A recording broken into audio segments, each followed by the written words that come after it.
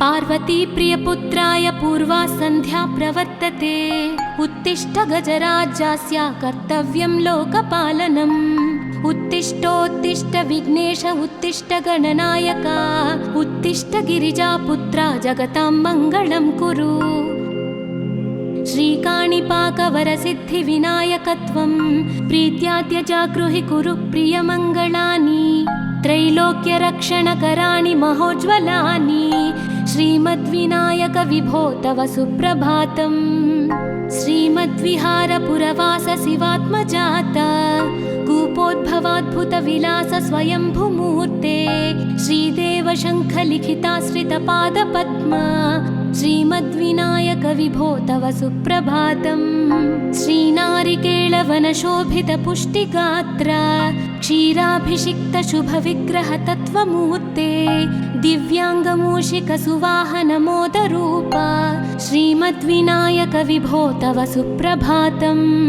श्रीकाणिपाकवरभूतलवासतुष्ट हे आदिपूज्य अरुणारुणभानुतेज। प्राचीदिशाम्बरमिदं रविकान्तिनिष्ठं श्रीमद्विनायक विभो तव सुप्रभातम्। श्रीबाहुदा शुभतरङ्गसुबाहुदत्त सुस्निग्धशीतलकणानपि सङ्गृहीत्य प्रभातवायुरिहयास्यति सेवनाय श्रीमद्विनायक विभो तव सुप्रभातम्। गौरीकराम्बुजसुलालितदिव्यवक्त्र श्रीकण्ठमानसमुदाकरमोदरूप कैलासशैलशिखरस्थितबालभानो श्रीमद्गणेश्वर विभो तव सुप्रभातम्। दूर्वाङ्कुराणि जलजानि सुपुष्पकाणि बिल्वानि पूजनविधौ च सुसज्जितानि। नित्यार्चनोत्सुकमदोत्कटवारणास्य श्रीमद्गणेश्वर विभो तव सुप्रभातम्। हृत्कूपमध्यसमुपस्थितचित्स्वरूप कूटस्थतत्त्वमिदमेव हि बोधनेन त्वामत्र भासि विदधासि समस्तशोभान् श्रीमद्गणेश्वर विभो तव सुप्रभातम्। श्रीमुद्गलाख्यमुनिसन्नुतसच्चरित्र वासिष्ठकृत्समदमुख्य ऋषीश्वरीत्या वेदोक्तदेवगणमन्त्रगणादिनाथ श्रीमद्गणेश्वर विभो तव सुप्रभातम्। ऋग्वेदकीर्तितगणाधिपज्येष्ठराज त्वं ब्रह्मणस्पतिरिति प्रकटीकृतोऽसि। आधर्वशीर्षमनुमन्त्रितदिव्यमूर्ते श्रीमद्गणेश्वर विभो तव सुप्रभातम्।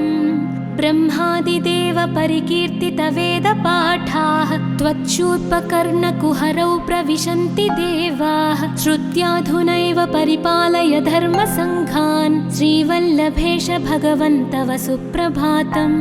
हेरम्बलम्ब जठराद्भुतदिव्यगात्र प्रारम्भपूजनमिदं दयया गृहीत्वा सर्वाशुभानि परिणाशय सर्वपुत्र श्रीवल्लभेश भगवन् तव सुप्रभातम्। भानुदयेन न हि दृश्यति चन्द्रबिम्बं त्वत्फालदेश शशिरेव विभाति नित्यं।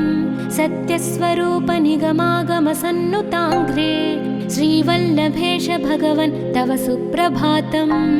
कालाग्निरुद्रसुतकालनियामकत्वं कालानुकूलफलदोऽसि कलामयोऽसि।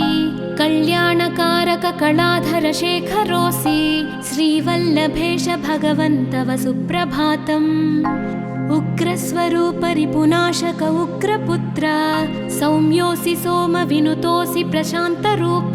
सर्वेश सर्वफलकारक सर्वमूर्ते श्रीवल्लभेश भगवन् तव सुप्रभातम्।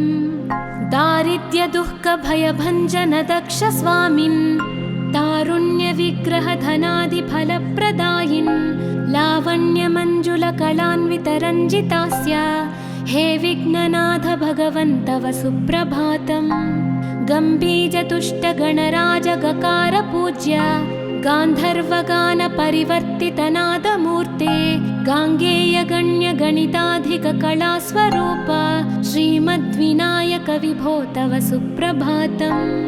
मूलादिचक्रनिलयोच्युतयोगमूर्ते त्वामादिदेवमनुचिन्त्य तरन्ति भक्ताः रागादिदोषपरिहारकवेदवेद्या हे विघ्ननाथ भगवन् तव सुप्रभातम् लक्ष्म्यादिशक्तियुतशक्ति गणेश्वरोऽसि दिव्याक्षरोऽसि शुभमन्त्रविराजितोऽसि तन्त्रादिभिर्नुतनतेष्टतवल्लभेश हे विघ्ननाथ भगवन् तव सुप्रभातम् नागोपवीतधरनाथ विनोदचित्त नागास्य नाशित महाघनतानुरक्त आनन्दतुन्दिलतनो बहिरान्तरस्थ हे विघ्ननाथ भगवन् तव सुप्रभातम् भद्रे भवक्त्र नवभद्रद भद्रतेज रुद्रप्रियात्मज मदद्रव शक्तियुक्त आद्रीशजा मधुरवत्सलता निधान हे विघ्ननाथ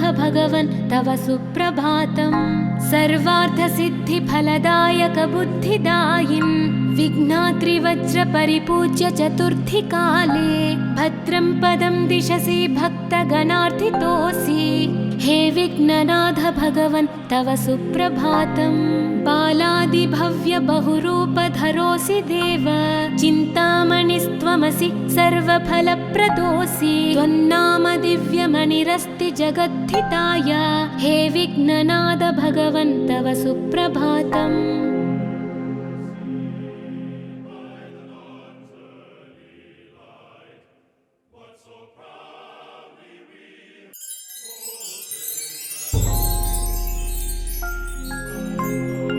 पार्वती प्रियपुत्राय पूर्वा सन्ध्या प्रवर्तते उत्तिष्ठ गजराज्यस्य कर्तव्यं लोकपालनम् उत्तिष्ठोत्तिष्ठ विघ्नेश उत्तिष्ठ गणनायक उत्तिष्ठ गिरिजापुत्रा जगतां मङ्गलं कुरु श्रीकाणिपाकवरसिद्धिविनायकत्वं प्रीत्याद्य जागृहि कुरु प्रियमङ्गलानि त्रैलोक्यरक्षणकराणि महोज्ज्वलानि श्रीमद्विनायक विभो तव सुप्रभातम् श्रीमद्विहारपुरवास शिवात्मजात कूपोद्भवाद्भुतविलास स्वयंभुमूर्ते श्रीदेव शङ्खलिखिताश्रितपादपद्म श्रीमद्विनायक विभो तव सुप्रभातम् श्रीनारिकेळवनशोभितपुष्टिगात्र क्षीराभिषिक्तशुभविग्रहतत्त्वमूर्ते दिव्याङ्गमूषिकसुवाहनमोदरूप श्रीमद्विनायक विभो तव सुप्रभातम् श्रीकाणिपाकवरभूतलवासतुष्ट हे आदिपूज्य अरुणारुणभानुतेज प्राचीदिशाम्बरमिदं रविकान्तिनिष्ठं श्रीमद्विनायक विभो तव सुप्रभातम् श्रीबाहुदा शुभतरङ्गसुबाहुदत्त सुस्निग्धशीतलकणानपि सङ्गृहीत्य प्राभातवायुरिह यास्यति सेवनाय श्रीमद्विनायक विभो तव सुप्रभातम् गौरीकराम्बुजसुलालितदिव्यवक्त्र श्रीकण्ठमानसमुदाकरमोदरूप कैलासशैलशिखरस्थितबालभानो श्रीमद्गणेश्वर विभो तव सुप्रभातम् दूर्वाङ्कुराणि जलजानि सुपुष्पकाणि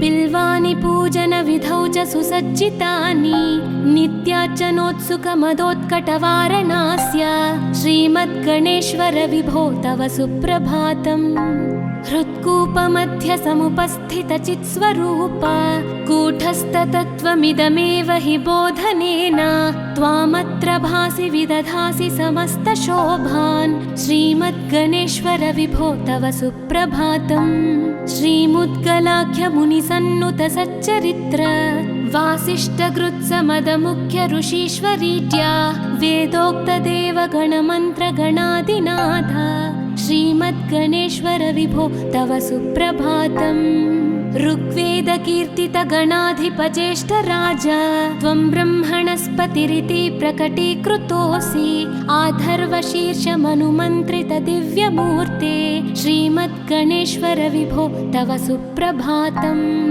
ब्रह्मादिदेव परिकीर्तितवेदपाठाः त्वच्छूर्पकर्णकुहरौ प्रविशन्ति देवाः श्रुत्वा श्रुत्याधुनैव परिपालय धर्मसङ्घान् श्रीवल्लभेश भगवन् तव सुप्रभातम्।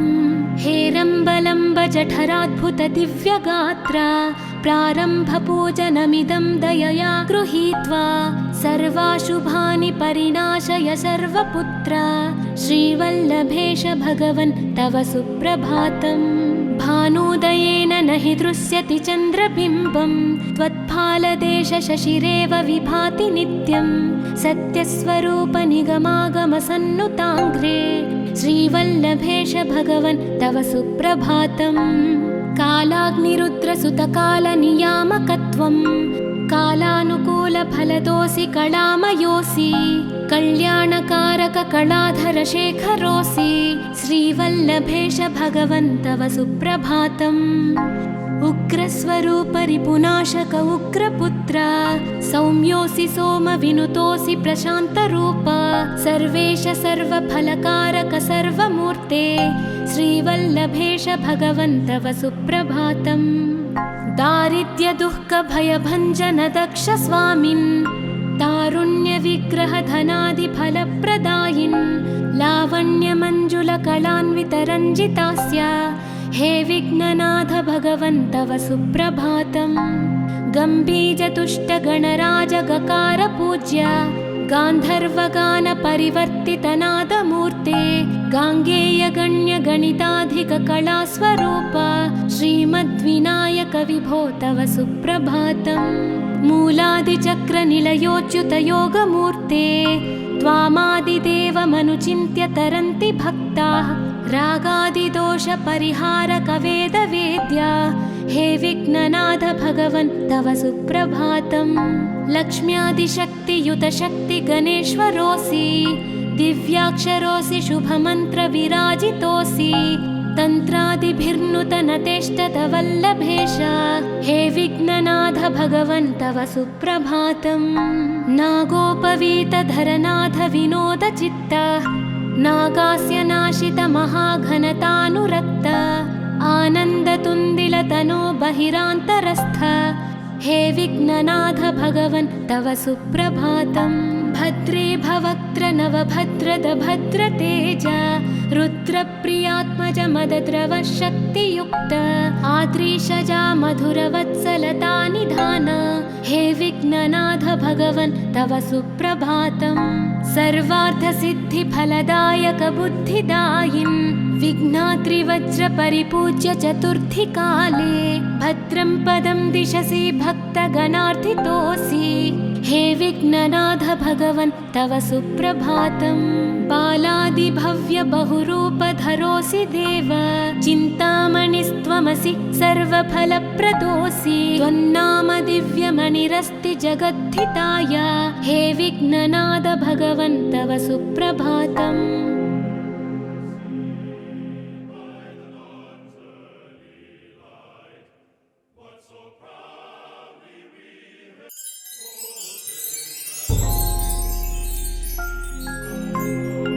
पार्वती प्रियपुत्राय पूर्वा सन्ध्या प्रवर्तते उत्तिष्ठ गजराज्यस्य कर्तव्यं लोकपालनम्। उत्तिष्ठोत्तिष्ठ विघ्नेश उत्तिष्ठ गणनायक उत्तिष्ठ गिरिजापुत्रा जगतां मङ्गलं कुरु। श्रीकाणिपाकवरसिद्धिविनायकत्वं प्रीत्याद्य जागृहि कुरु प्रियमङ्गलानि त्रैलोक्यरक्षणकराणि महोज्ज्वलानि श्रीमद्विनायक विभो तव सुप्रभातम्। श्रीमद्विहारपुरवास शिवात्मजात कूपोद्भवाद्भुतविलास स्वयंभुमूर्ते श्रीदेव शङ्खलिखिताश्रितपादपद्म श्रीमद्विनायक विभो तव सुप्रभातम्। श्रीनारिकेळवनशोभितपुष्टिगात्र क्षीराभिषिक्त शुभविग्रह तत्त्वमूर्ते दिव्याङ्गमूषिकसुवाहनमोदरूप श्रीमद्विनायक विभो तव सुप्रभातम्। श्रीकाणिपाकवरभूतलवासतुष्ट हे आदिपूज्य अरुणारुणभानुतेज प्राचीदिशाम्बरमिदं रविकान्तिनिष्ठं श्रीमद्विनायक विभो तव सुप्रभातम्। श्रीबाहुदा शुभतरङ्गसुबाहुदत्त सुस्निग्धशीतलकणानपि सङ्गृहीत्य प्रभातवायुरिहयास्यति सेवनाय श्रीमद्विनायक विभो तव सुप्रभातम्। गौरीकराम्बुजसुलालित दिव्यवक्त्र श्रीकण्ठमानसमुदाकरमोदरूप कैलासशैलशिखरस्थित बालभानो श्रीमद्गणेश्वर विभो तव सुप्रभातम्। दूर्वाङ्कुराणि जलजानि सुपुष्पकाणि बिल्वानि पूजनविधौ च सुसज्जितानि नित्यार्चनोत्सुकमदोत्कटवारणास्य श्रीमद्गणेश्वर विभो तव सुप्रभातम्।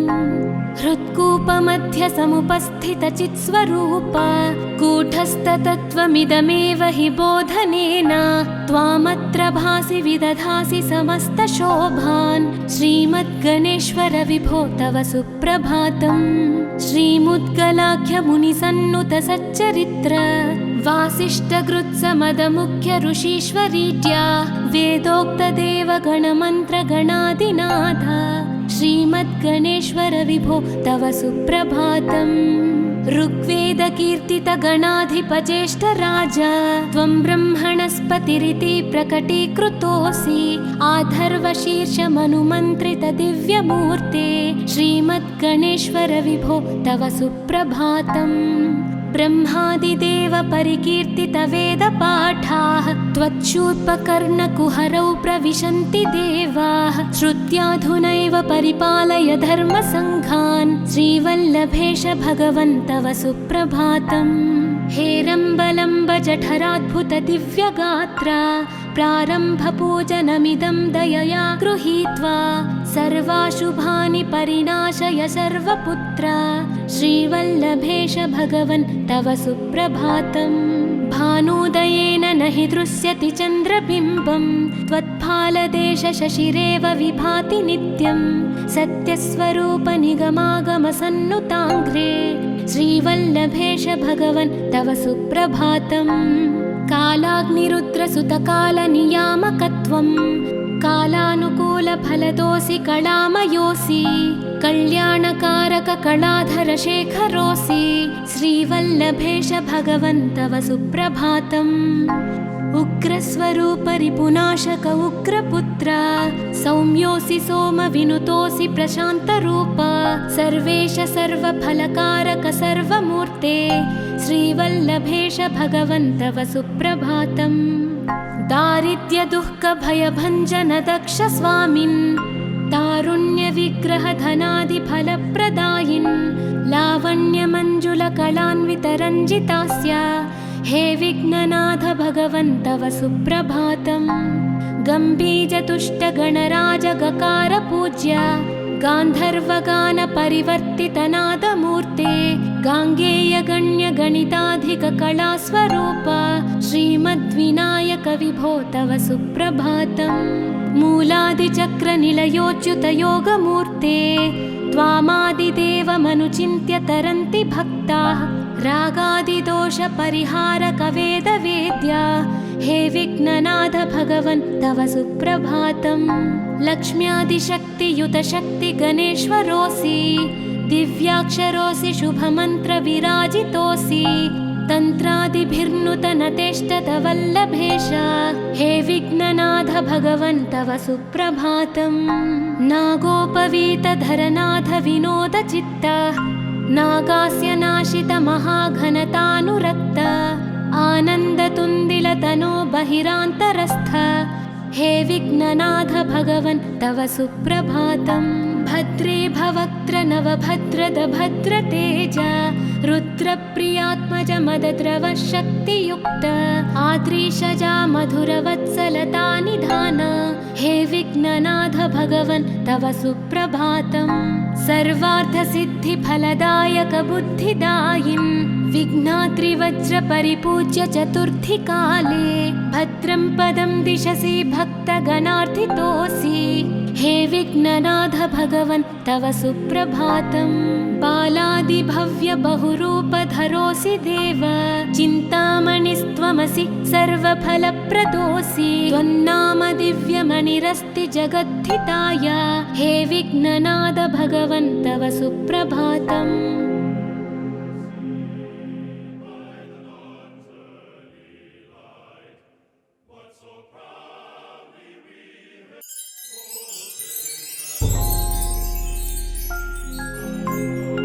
पार्वती प्रियपुत्राय पूर्वा सन्ध्या प्रवर्तते उत्तिष्ठ गजराज्यस्य कर्तव्यं लोकपालनम् उत्तिष्ठोत्तिष्ठ विघ्नेश उत्तिष्ठ गणनायक उत्तिष्ठ गिरिजापुत्रा जगतां मङ्गलं कुरु श्रीकाणिपाकवरसिद्धिविनायकत्वं प्रीत्याद्य जागृहि कुरु प्रियमङ्गलानि त्रैलोक्यरक्षणकराणि महोज्ज्वलानि श्रीमद्विनायक विभो तव सुप्रभातम् श्रीमद्विहारपुरवास शिवात्मजात कूपोद्भवाद्भुतविलास स्वयंभुमूर्ते श्रीदेव शङ्खलिखिताश्रितपादपद्मा श्रीमद्विनायक विभो तव सुप्रभातम् श्रीनारिकेळवनशोभितपुष्टिगात्र क्षीराभिषिक्तशुभविग्रहतत्त्वमूर्ते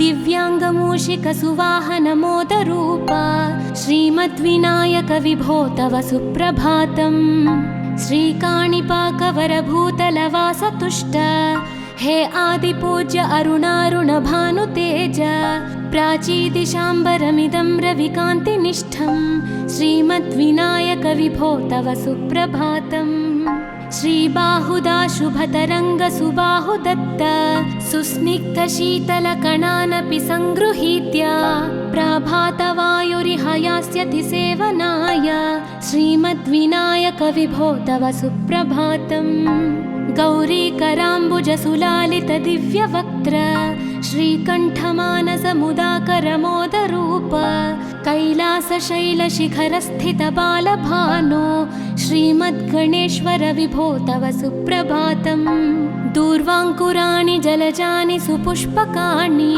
बिल्वानि पूजनविधौ च सुसज्जितानि नित्यार्चनोत्सुकमदोत्कटवारणास्य श्रीमद्गणेश्वर विभो तव सुप्रभातम् हृत्कूपमध्यसमुपस्थितचित्स्वरूप कूटस्थतत्त्वमिदमेव हि बोधनेन त्वामत्र भासि विदधासि समस्तशोभान् श्रीमद्गणेश्वर विभो तव सुप्रभातम् श्रीमुद्गलाख्यमुनिसन्नुतसच्चरित्र वासिष्ठकृत्समदमुख्य ऋषीश्वरीत्या वेदोक्तदेवगणमन्त्रगणादिनाथ श्रीमद्गणेश्वर विभो तव सुप्रभातम् ऋग्वेदकीर्तितगणाधिपज्येष्ठराज त्वं ब्रह्मणस्पतिरिति प्रकटीकृतोऽसि आधर्वशीर्षमनुमन्त्रितदिव्यमूर्ते श्रीमद्गणेश्वर विभो तव सुप्रभातम्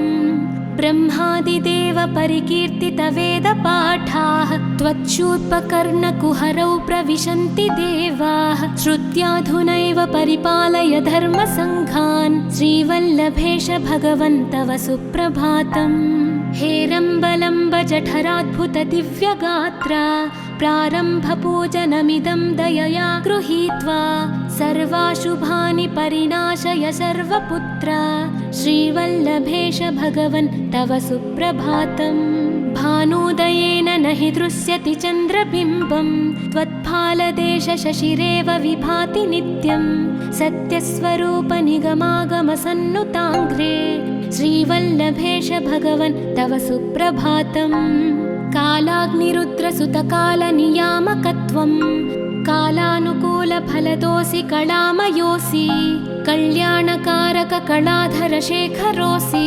श्रीवल्लभेश भगवन् तव सुप्रभातम् उग्रस्वरूपरिपुनाशक उग्रपुत्र सौम्योऽसि सोमविनुतोऽसि प्रशान्तरूप सर्वेश सर्वफलकारक सर्वमूर्ते श्रीवल्लभेश भगवन् तव सुप्रभातम् दारिद्र्यदुःखभयभञ्जन दक्ष स्वामिन् तारुण्यविग्रहधनादिफलप्रदायिन् लावण्यमञ्जुलकलान्वितरञ्जितास्य हे विघ्ननाथ भगवन् तव सुप्रभातम्।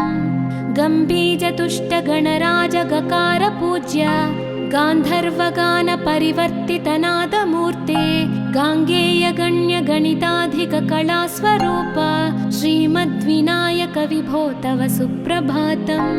मूलादिचक्रनिलयोच्युतयोगमूर्ते त्वामादिदेवमनुचिन्त्य तरन्ति भक्ताः रागादिदोषपरिहारकवेदवेद्या हे विघ्ननाथ भगवन् तव सुप्रभातम्। लक्ष्म्यादिशक्तियुतशक्तिगणेश्वरोऽसि दिव्याक्षरोऽसि शुभमन्त्रविराजितोऽसि तन्त्रादिभिर्नुतनतेष्टतवल्लभेश हे विघ्ननाथ भगवन् तव सुप्रभातम्। नागोपवीतधरनाथ विनोदचित्त नागास्य नाशित महाघनतानुरक्त आनन्दतुन्दिलतनो बहिरान्तरस्थ हे विघ्ननाथ भगवन् तव सुप्रभातम्।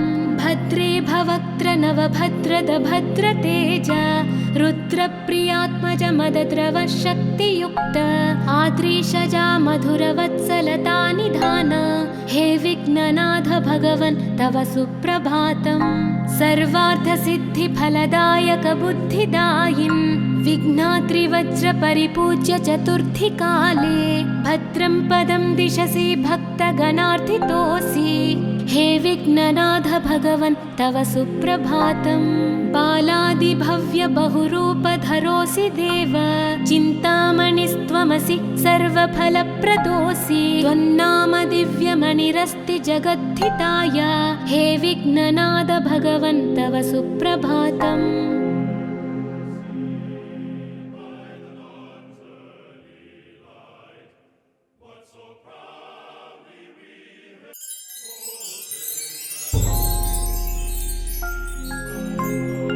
पार्वती प्रियपुत्राय पूर्वा सन्ध्या प्रवर्तते उत्तिष्ठ गजराज्यस्य कर्तव्यं लोकपालनम्। उत्तिष्ठोत्तिष्ठ विघ्नेश उत्तिष्ठ गणनायक उत्तिष्ठ गिरिजापुत्रा जगतां मङ्गलं कुरु। श्रीकाणिपाकवरसिद्धिविनायकत्वं प्रीत्याद्य जागृहि कुरु प्रियमङ्गलानि त्रैलोक्यरक्षणकराणि महोज्ज्वलानि श्रीमद्विनायक विभो तव सुप्रभातम्। श्रीमद्विहारपुरवास शिवात्मजात कूपोद्भवाद्भुतविलास स्वयंभुमूर्ते श्रीदेव शङ्खलिखिताश्रितपादपद्म श्रीमद्विनायक विभो तव सुप्रभातम्।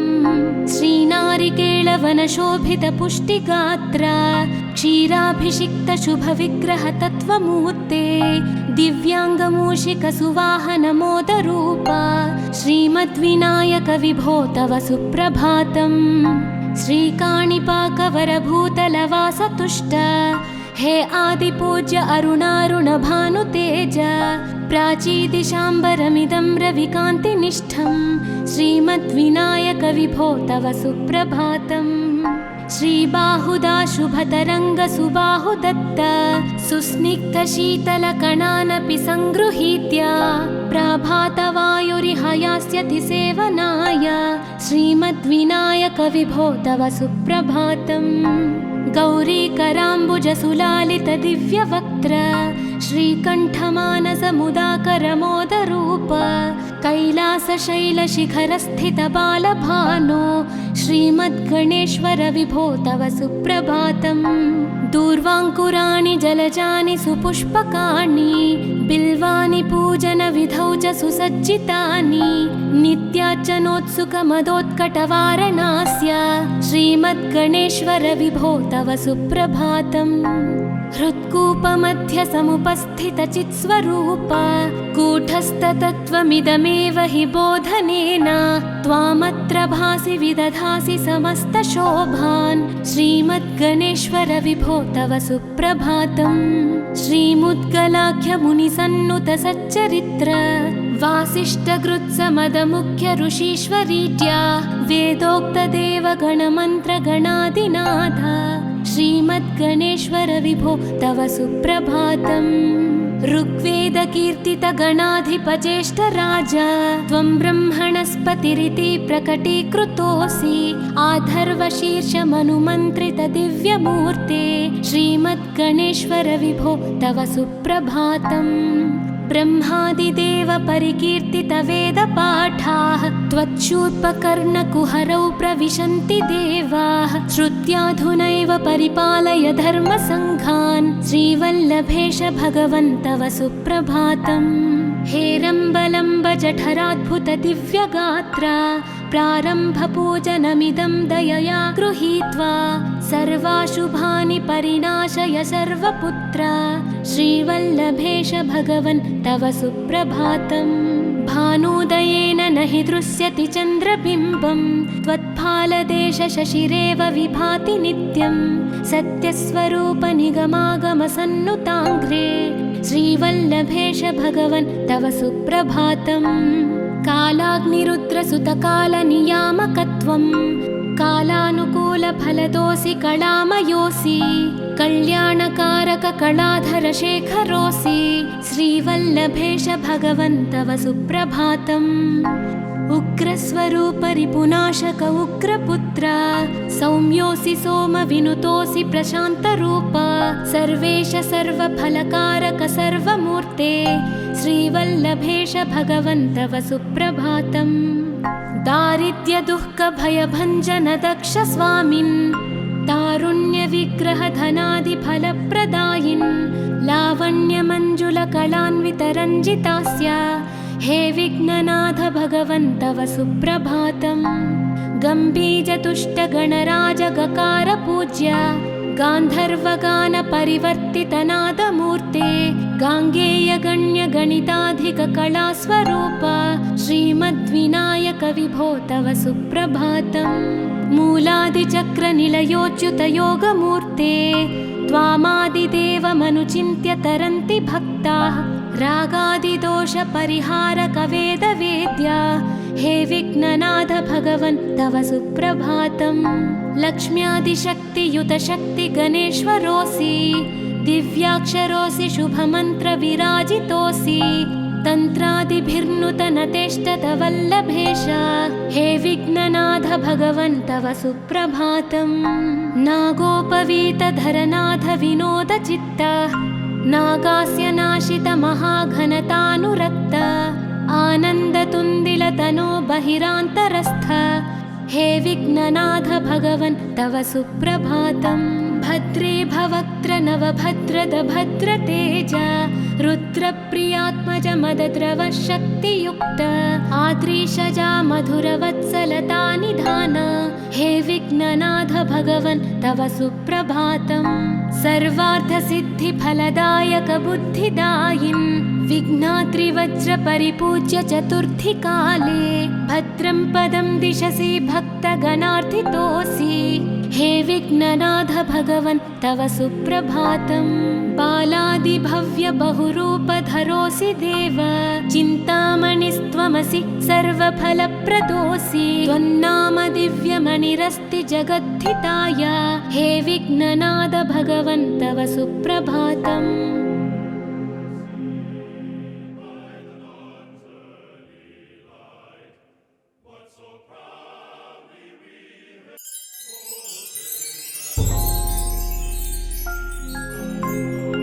पार्वती प्रियपुत्राय पूर्वा सन्ध्या प्रवर्तते उत्तिष्ठ गजराज्यस्य कर्तव्यं लोकपालनम्।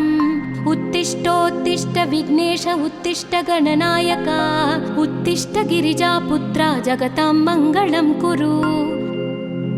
श्रीकाणिपाकवरसिद्धिविनायकत्वं प्रीत्याद्यजागृहि कुरु प्रियमङ्गलानि। त्रैलोक्यरक्षणकराणि महोज्ज्वलानि श्रीमद्विनायक विभो तव सुप्रभातम्। श्रीमद्विहारपुरवास शिवात्मजाता कूपोद्भवाद्भुतविलास स्वयंभुमूर्ते श्रीदेव शङ्खलिखिताश्रितपादपद्मा श्रीमद्विनायक विभो तव सुप्रभातम्। श्रीनारिकेळवनशोभितपुष्टिगात्रा क्षीराभिषिक्तशुभविग्रहतत्त्वमूर्ते दिव्याङ्गमूषिकसुवाहनमोदरूप श्रीमद्विनायकविभो तव सुप्रभातम्। श्रीकाणिपाकवरभूतलवासतुष्ट हे आदिपूज्य अरुणारुणभानुतेज प्राचीदिशाम्बरमिदं रविकान्तिनिष्ठं श्रीमद्विनायकविभो तव सुप्रभातम्। श्रीबाहुदा शुभतरङ्गसुबाहुदत्त सुस्निग्धशीतलकणानपि सङ्गृहीत्य प्रभातवायुरिहयास्यति सेवनाय श्रीमद्विनायकविभो तव सुप्रभातम्।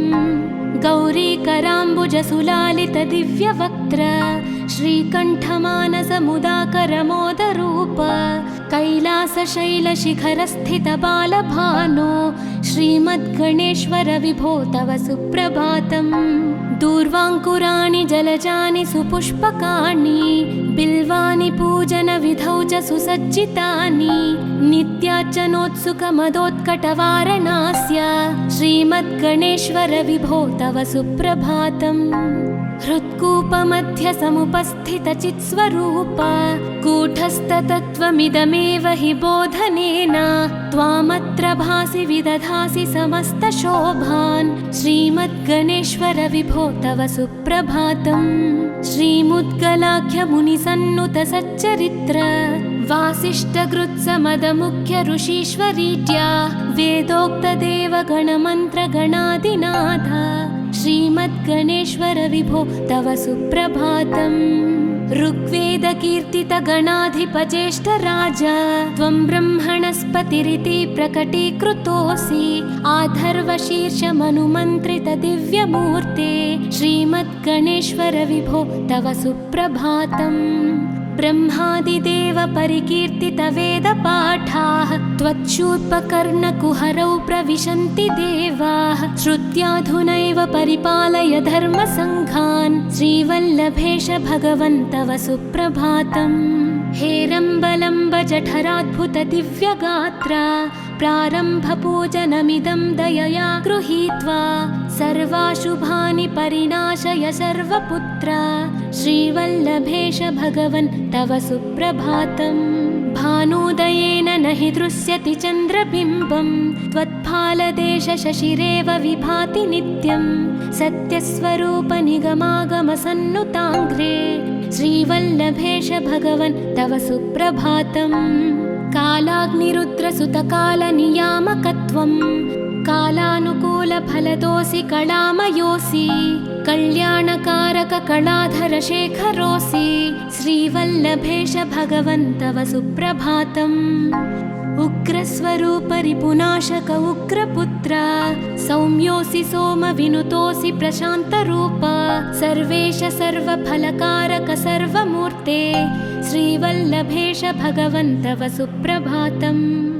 दारिद्र्यदुःखभयभञ्जन दक्ष स्वामिन् तारुण्यविग्रहधनादिफलप्रदायिन् लावण्यमञ्जुलकलान्वितरञ्जितास्य हे विघ्ननाथ भगवन् तव सुप्रभातम्। गम्भीजतुष्टगणराजगकार गान्धर्वगानपरिवर्तितनादमूर्ते गाङ्गेयगण्यगणिताधिककलास्वरूप श्रीमद्विनायकविभो तव सुप्रभातम्। मूलादिचक्रनिलयोच्युतयोगमूर्ते त्वामादिदेवमनुचिन्त्य तरन्ति भक्ताः रागादिदोषपरिहारकवेदवेद्या हे विघ्ननाथ भगवन् तव सुप्रभातम्। लक्ष्म्यादिशक्तियुतशक्तिगणेश्वरोऽसि दिव्याक्षरोऽसि शुभमन्त्रविराजितोऽसि तन्त्रादिभिर्नुतनतेष्टतवल्लभेश हे विघ्ननाथ भगवन् तव सुप्रभातम्। नागोपवीतधरनाथ विनोदचित्त नागास्य नाशित महाघनतानुरक्त आनन्दतुन्दिलतनो बहिरान्तरस्थ हे विघ्ननाथ भगवन् तव सुप्रभातम्। भद्रे भवक्त्र नवभद्रद भद्रतेज रुद्रप्रियात्मज मदद्रव शक्तियुक्त आद्रीशजा मधुरवत्सलता निधान हे विघ्ननाथ भगवन् तव सुप्रभातम्। सर्वार्थसिद्धिफलदायकबुद्धिदायिन् विघ्नात्रिवज्रपरिपूज्य चतुर्थीकाले भद्रं पदं दिशसि भक्तगणार्थितोऽसि। हे विघ्ननाथ भगवन् तव सुप्रभातम्। बालादिभव्य बहुरूपधरोऽसि देव, चिन्तामणिस्त्वमसि सर्वफलप्रदोऽसि। त्वन्नाम दिव्यमणिरस्ति जगद्धिताय, हे विघ्ननाथ भगवन् तव सुप्रभातम्।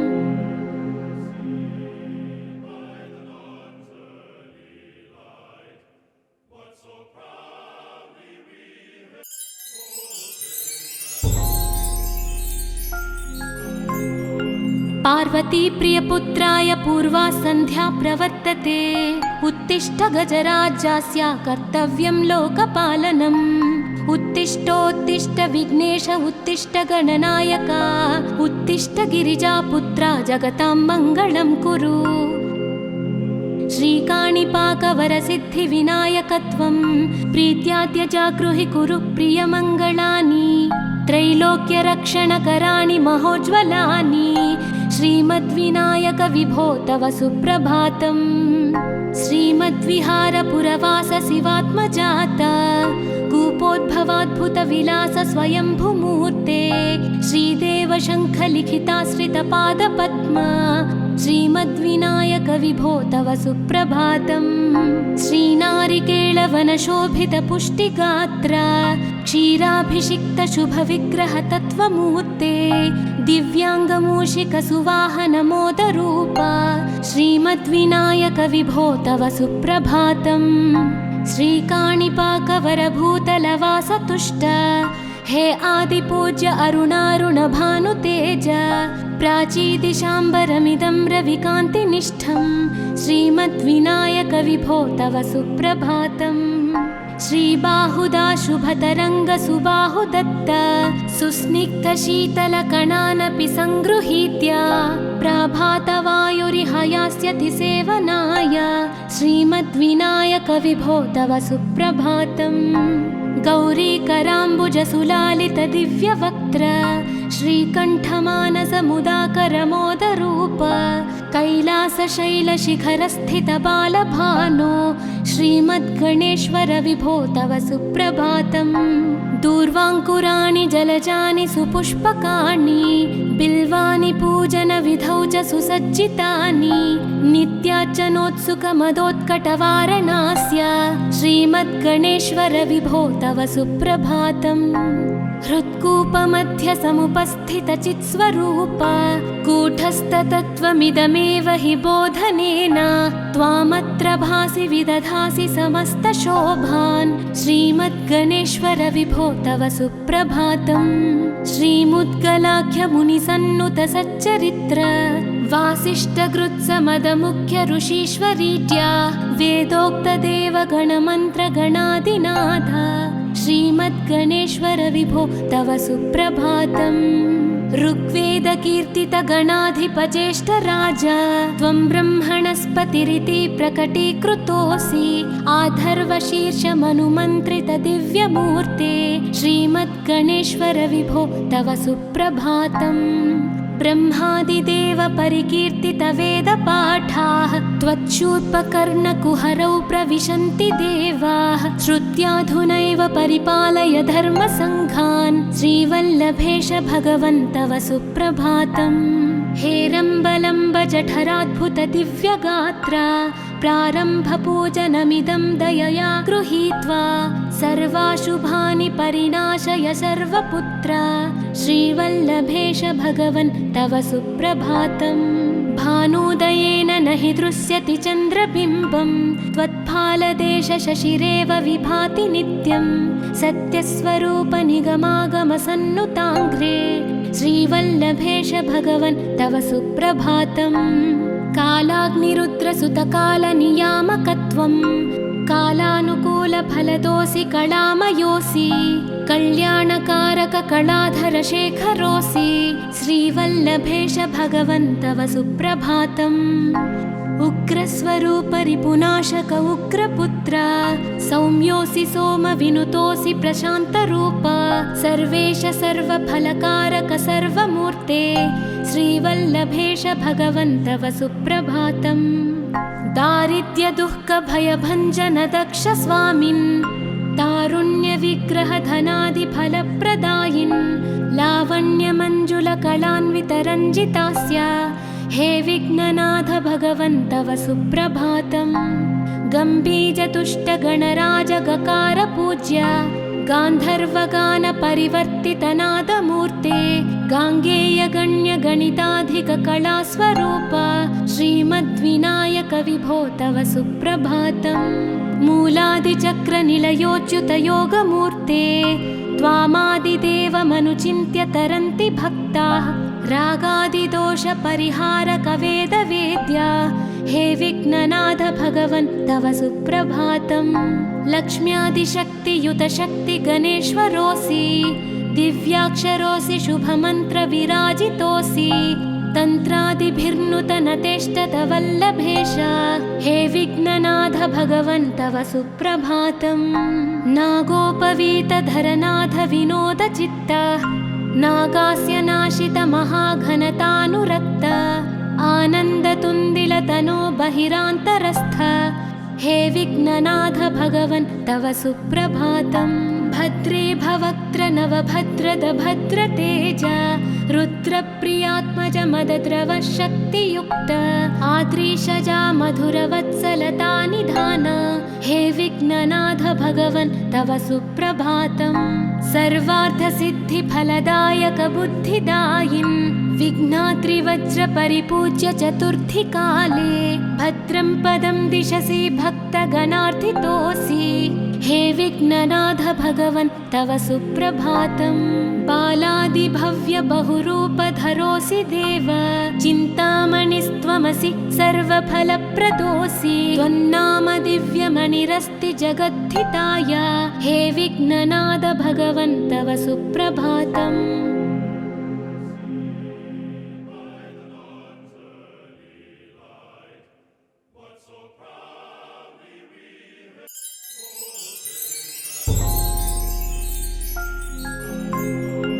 पार्वती प्रियपुत्राय पूर्वा सन्ध्या प्रवर्तते उत्तिष्ठ गजराज्यस्य कर्तव्यं लोकपालनम्।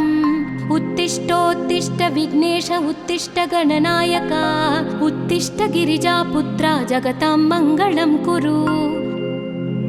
श्रीकाणिपाकवरसिद्धिविनायकत्वं प्रीत्याद्य जागृहि कुरु प्रियमङ्गलानि त्रैलोक्यरक्षणकराणि महोज्ज्वलानि श्रीमद्विनायक विभो तव सुप्रभातम्। श्रीमद्विहारपुरवास शिवात्मजात कूपोद्भवाद्भुतविलास स्वयंभुमूर्ते श्रीदेव शङ्खलिखिताश्रितपादपद्म श्रीमद्विनायक विभो तव सुप्रभातम्। श्रीनारिकेळवनशोभितपुष्टिगात्र क्षीराभिषिक्त शुभविग्रह तत्त्वमूर्ते दिव्याङ्गमूषिकसुवाहनमोदरूप श्रीमद्विनायक विभो तव सुप्रभातम्। श्रीकाणिपाकवरभूतलवासतुष्ट हे आदिपूज्य अरुणारुणभानुतेज प्राचीदिशाम्बरमिदं रविकान्तिनिष्ठं श्रीमद्विनायक विभो तव सुप्रभातम्। श्रीबाहुदा शुभतरङ्गसुबाहुदत्त सुस्निग्धशीतलकणानपि सङ्गृहीत्य प्रभातवायुरिहयास्यति सेवनाय श्रीमद्विनायक विभो तव सुप्रभातम्। गौरीकराम्बुजसुलालित दिव्यवक्त्र श्रीकण्ठमानसमुदाकरमोदरूप कैलासशैलशिखरस्थित बालभानो श्रीमद्गणेश्वर विभो तव सुप्रभातम्। दूर्वाङ्कुराणि जलजानि सुपुष्पकाणि बिल्वानि पूजनविधौ च सुसज्जितानि नित्यार्चनोत्सुकमदोत्कटवारणास्य श्रीमद् श्रीमद्गणेश्वर विभो तव सुप्रभातम्।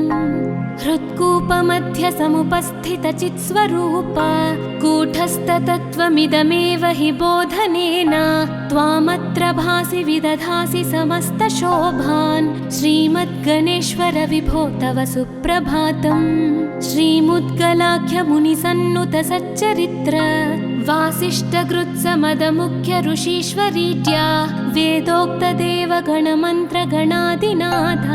श्रीमद्गणेश्वर विभो तव सुप्रभातम्। ऋग्वेदकीर्तितगणाधिपज्येष्ठराज त्वं ब्रह्मणस्पतिरिति प्रकटीकृतोऽसि। आधर्वशीर्षमनुमन्त्रितदिव्यमूर्ते श्रीमद्गणेश्वर विभो तव सुप्रभातम्। ब्रह्मादिदेव परिकीर्तितवेदपाठाः त्वच्छूर्पकर्णकुहरौ प्रविशन्ति देवाः। श्रुत्याधुनैव परिपालय धर्मसङ्घान्। श्रीवल्लभेश भगवन् तव सुप्रभातम्। हेरम्बलम्ब जठराद्भुत दिव्यगात्र प्रारम्भपूजनमिदं दयया गृहीत्वा सर्वाशुभानि परिणाशय सर्वपुत्र। श्रीवल्लभेश भगवन् तव सुप्रभातम्। भानुदयेन न हि दृश्यति चन्द्रबिम्बं त्वत्फालदेश शशिरेव विभाति नित्यं। सत्यस्वरूप निगमागमसन्नुताङ्घ्रे श्रीवल्लभेश भगवन् तव सुप्रभातम्। कालाग्निरुद्रसुतकालनियामकत्वं कालानुकूलफलदोऽसि कलामयोऽसि। कल्याणकारक कलाधर शेखरोऽसि। श्रीवल्लभेश भगवन् तव सुप्रभातम्। उग्रस्वरूप रिपुनाशक उग्रपुत्र सौम्योऽसि सोमविनुतोऽसि प्रशान्तरूप। सर्वेश सर्वफलकारक सर्वमूर्ते श्रीवल्लभेश भगवन् तव सुप्रभातम्। दारिद्र्यदुःखभयभञ्जन दक्ष स्वामिन् तारुण्यविग्रह धनादिफलप्रदायिन्। लावण्यमञ्जुलकलान्वितरञ्जितास्य हे विघ्ननाथ भगवन् तव सुप्रभातम्। गम्भीजतुष्टगणराजगकार पूज्य गान्धर्वगान परिवर्तितनादमूर्ते गाङ्गेयगण्यगणिताधिककलास्वरूप श्रीमद्विनायक विभो तव सुप्रभातम्। मूलादिचक्रनिलयोच्युतयोगमूर्ते त्वामादिदेवमनुचिन्त्य तरन्ति भक्ताः। रागादिदोषपरिहारक वेदवेद्या हे विघ्ननाथ भगवन् तव सुप्रभातम्। लक्ष्म्यादिशक्तियुतशक्तिगणेश्वरोऽसि दिव्याक्षरोऽसि शुभमन्त्रविराजितोऽसि। तन्त्रादिभिर्नुतनतेष्टतवल्लभेश हे विघ्ननाथ भगवन् तव सुप्रभातम्। नागोपवीतधरनाथ विनोदचित्त नागास्य नाशित महाघनतानुरक्त आनन्दतुन्दिलतनो बहिरान्तरस्थ हे विघ्ननाथ भगवन् तव सुप्रभातम्। भद्रे भवक्त्र नवभद्रद भद्रतेज रुद्रप्रियात्मज मदद्रव शक्तियुक्त आद्रीशजा मधुरवत्सलता निधान हे विघ्ननाथ भगवन् तव सुप्रभातम्। सर्वार्थसिद्धिफलदायक बुद्धिदायिन् विघ्नाद्रिवज्रपरिपूज्य चतुर्थी काले भद्रं पदं दिशसि भक्तगणार्थितोऽसि हे विघ्ननाथ भगवन् तव सुप्रभातम्। बालादिभव्य बहुरूपधरोऽसि देव चिन्तामणिस्त्वमसि सर्वफलप्रदोऽसि। त्वन्नाम दिव्यमणिरस्ति जगद्धिताय हे विघ्ननाथ भगवन् तव सुप्रभातम्।